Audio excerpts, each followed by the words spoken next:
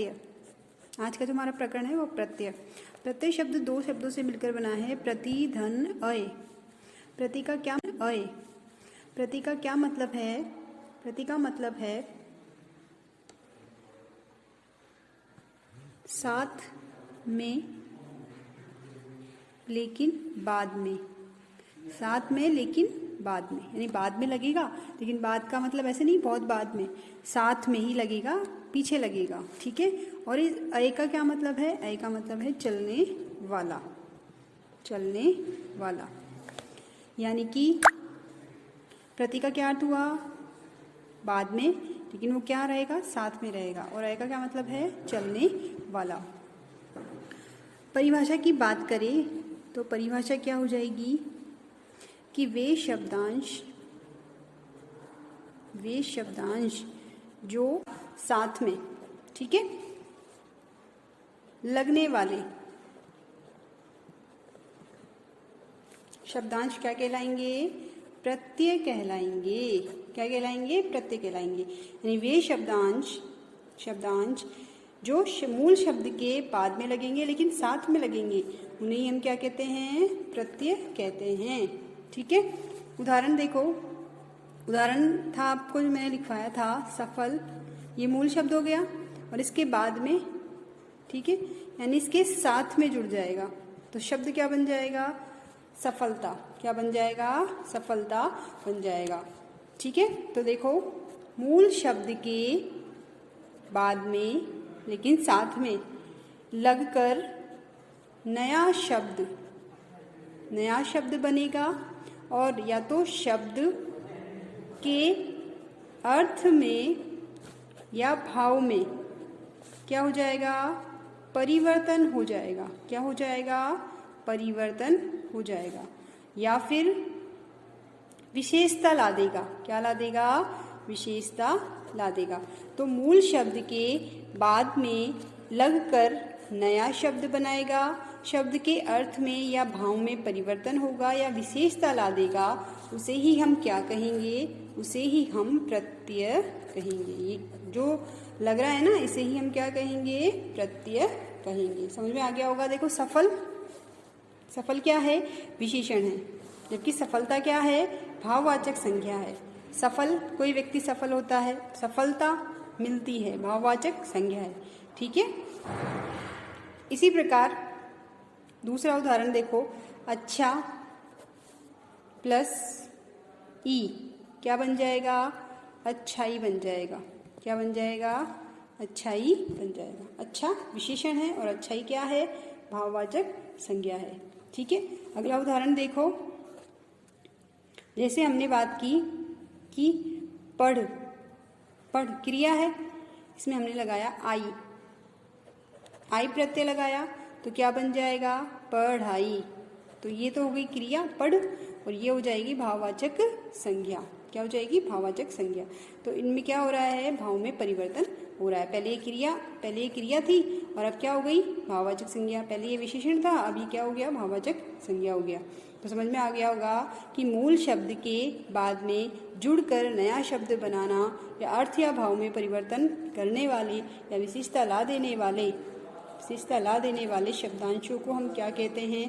प्रत्यय कहते। प्रत्यय के मुख्य रूप से कितने प्रकार है? दो प्रकार है। कौन कौन से? कि एक तो है कृत प्रत्यय, दूसरा है तद्धित प्रत्यय। पहला कौन सा? कृत, दूसरा कौन सा? तद्धित। कृत प्रत्यय क्या होते हैं? कृत प्रत्यय होते हैं कि धातु या क्रिया के अंत में, किसके अंत में? धातु या क्रिया के अंत में लगने वाले प्रत्ययों को हम कौन से प्रत्यय कहते हैं? कृत प्रत्यय कहते हैं, ठीक है। और इन प्रत्ययों से और कृत प्रत्यय से बनने वाले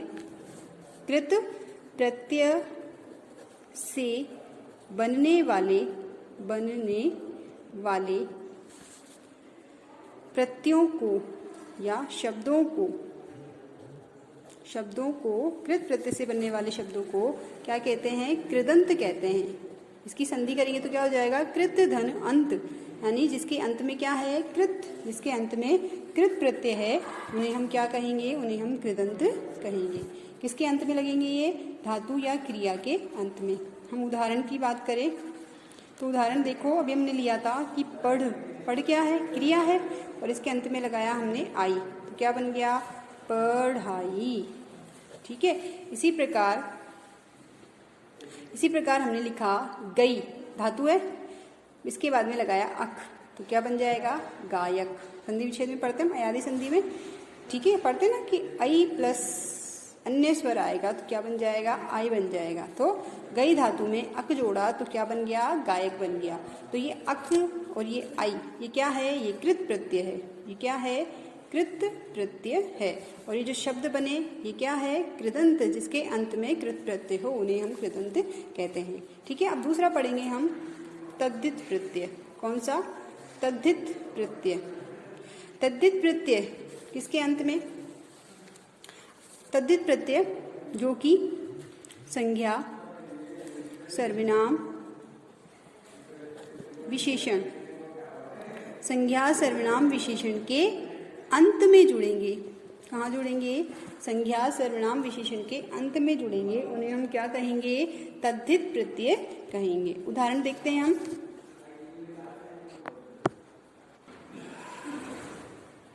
स्टूडेंट्स, हमने अब उदाहरण पढ़ा सफल।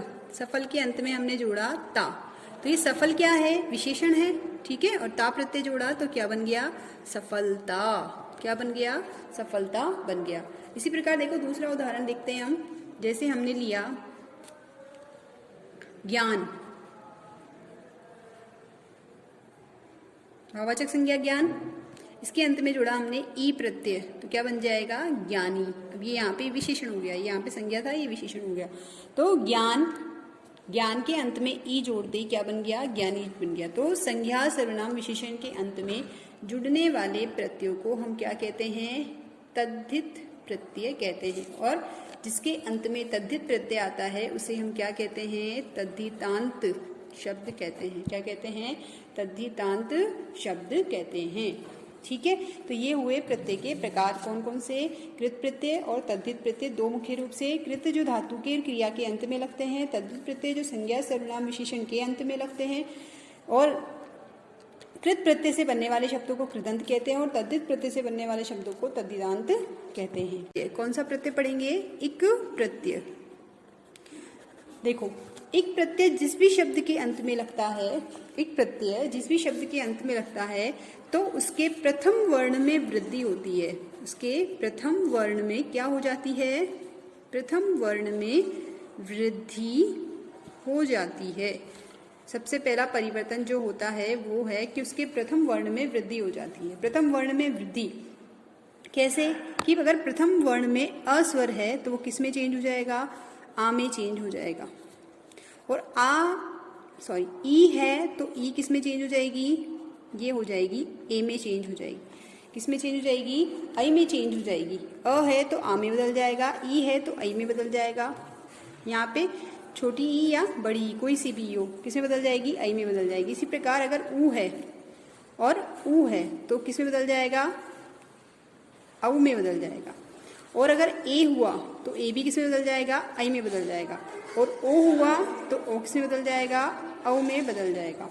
देखो एक बार कि इक प्रत्यय जिस भी शब्द के अंत में लगता है उसके प्रथम वर्ण में वृद्धि हो जाती है। कैसे, अगर प्रथम वर्ण में अस्वर है तो वो आ में बदल जाएगा। ई या ए है तो किस में बदल जाएगा, आई में बदल जाएगा। ऊ, बड़ा ऊ या ओ हो तो किस में बदल जाएगा, औ में बदल जाएगा। उदाहरण देखो, उदाहरण लेते हैं हम। जैसे मैंने लिया धर्म में हमने क्या जोड़ा, इक प्रत्यय जोड़ा।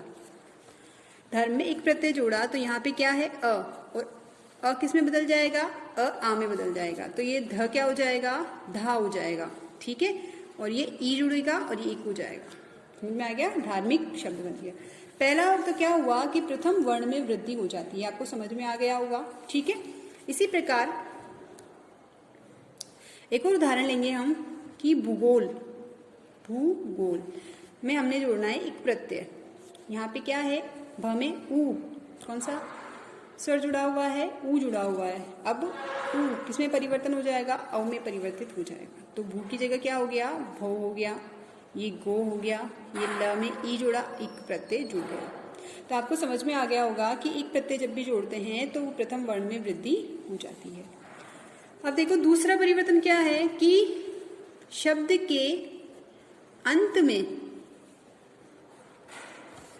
जो भी स्वर हो उसे हटाकर क्या जोड़ देंगे, इक जोड़ देंगे।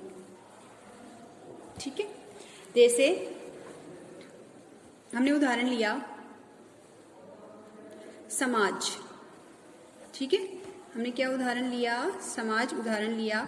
इसमें हमने जोड़ा एक प्रत्यय, तो प्रथम वर्ण में अ है तो ये सा हो जाएगा, ये माँ ज में से हम अ हटा देंगे और क्या जोड़ देंगे, ई जोड़ देंगे और क।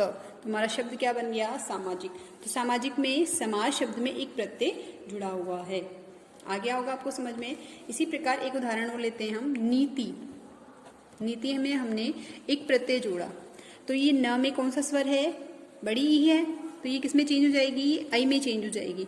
और त में से हमने ई हटा दी और कौन सी ई जोड़ दी, ये वाली ई जोड़ दी और क्या बन जाएगा, नैतिक शब्द बन जाएगा।